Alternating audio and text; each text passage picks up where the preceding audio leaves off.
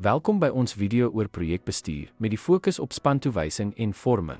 Ons sal ondersoek hoe om die regte individue te kies en hulle effektief te struktureer om projekdoelwitte te bereik, wat suksesvolle samewerking en projekuitvoering verseker. Om te begin, identifiseer die spesifieke vaardighede, kundigheid en rolle wat vir jou projek benodig word. Hierdie stap is van kardinale belang om die tipe span wat benodig word te definieer, gebaseer op die projek se doelwitte en omvang. Kies vervolgens spanlede met die toepaslike vaardighede, ervaring en kwalifikasies. Oorweeg tegniese vaardighede, vorige ervaring en spandinamika om 'n goed afgeronde en effektiewe span te verseker.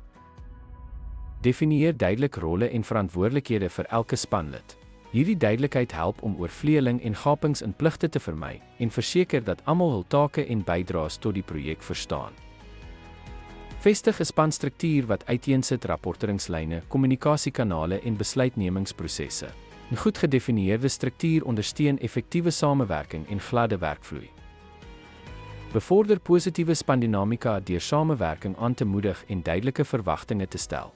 Bevorder 'n positiewe spankultuur en fasiliteer spanbouaktiwiteite om verhoudings te versterk en spanwerk te verbeter.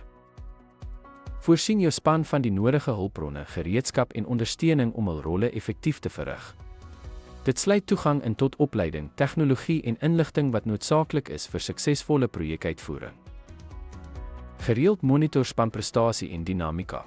Wees voorbereid om aanpassings te maak soos nodig om enige probleme of veranderinge in projekvereistes aan te spreek en verseker dat die span effektief bly en in lyn is met doelwitte.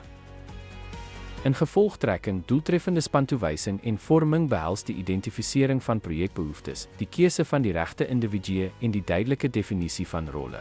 'n Goed gestruktureerde en samehangende span verhoog die waarskynlikheid van projeksukses.